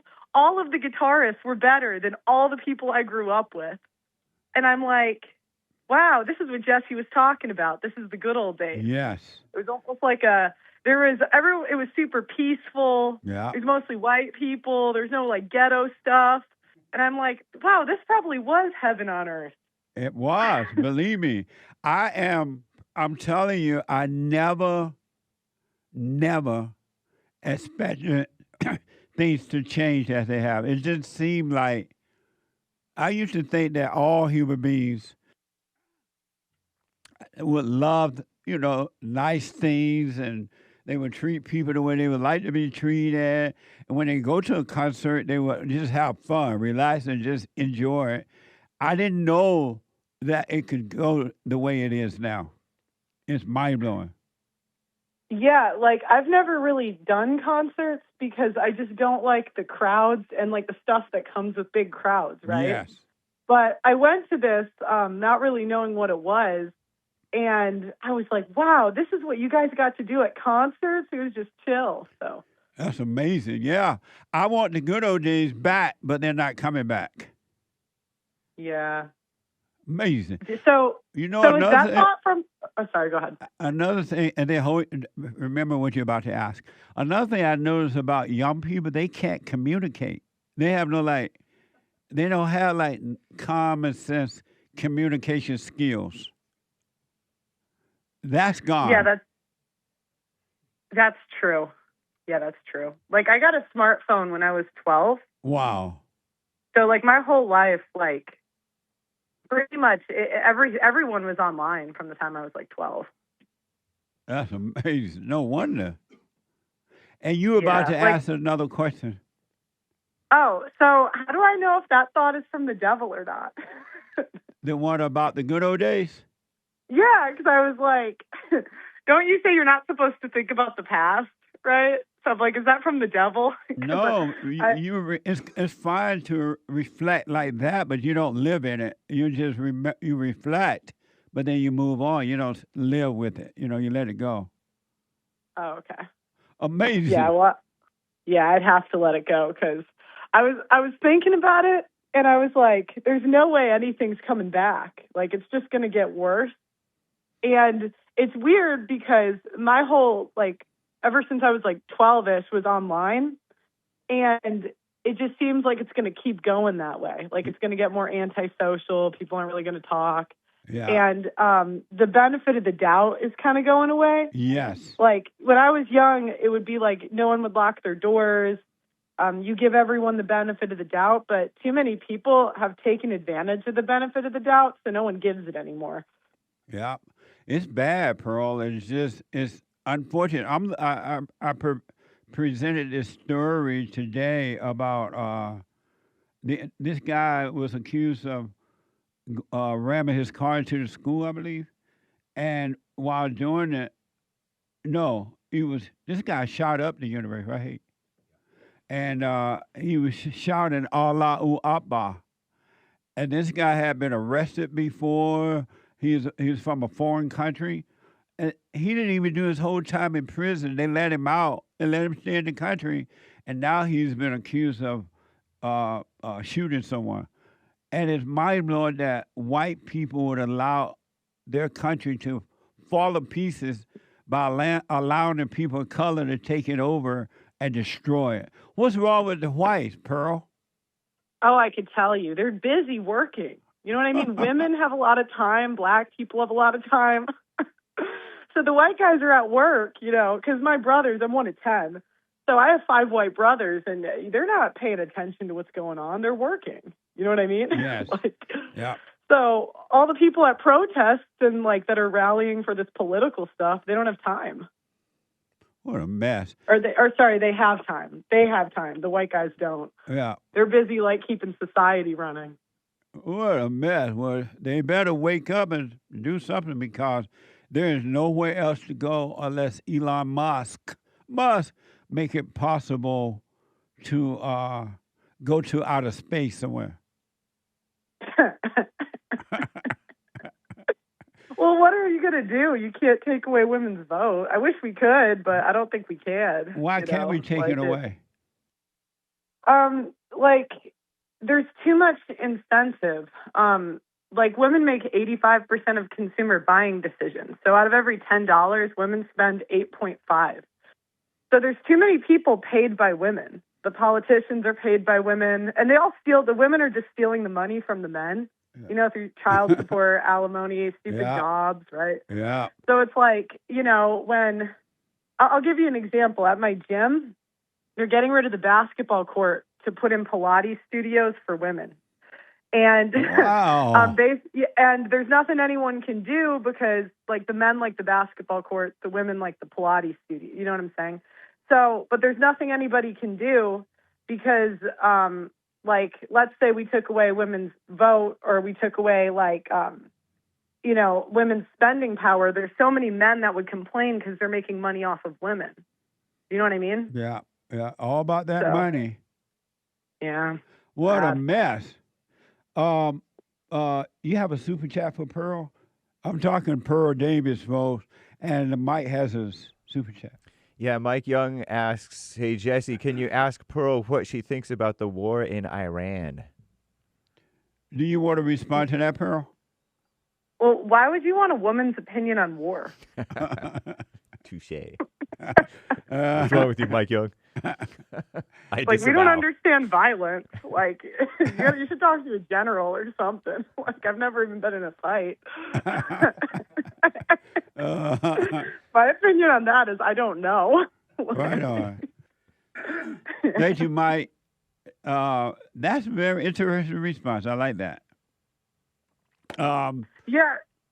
Because I keep seeing women comment on it. And I'm like, why do you guys think you know anything about that? Like, that's the dumbest thing I've ever heard. Kurt, you had a question for Pearl or something? You just want to say hi?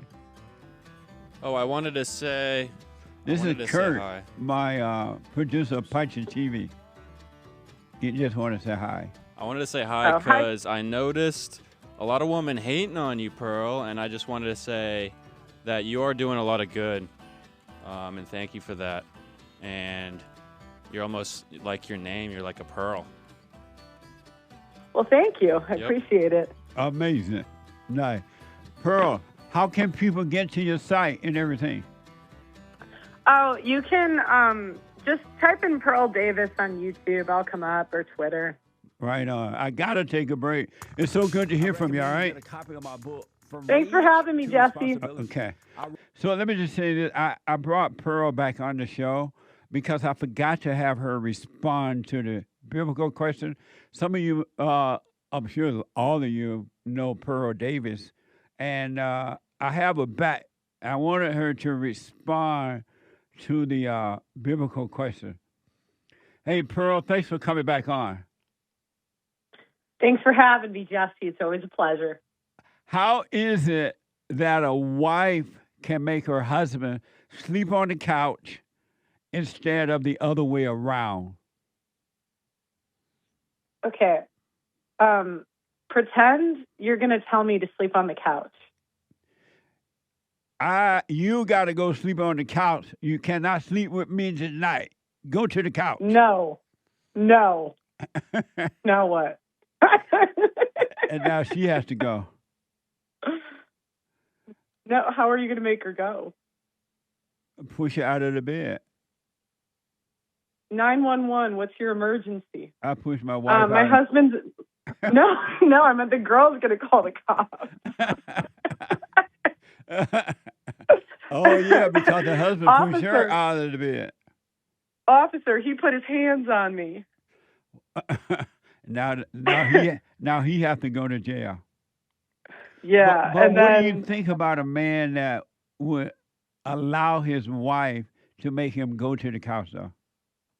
I mean, because if he had the right attitude already, the right personality, she wouldn't even suggest he go to the couch.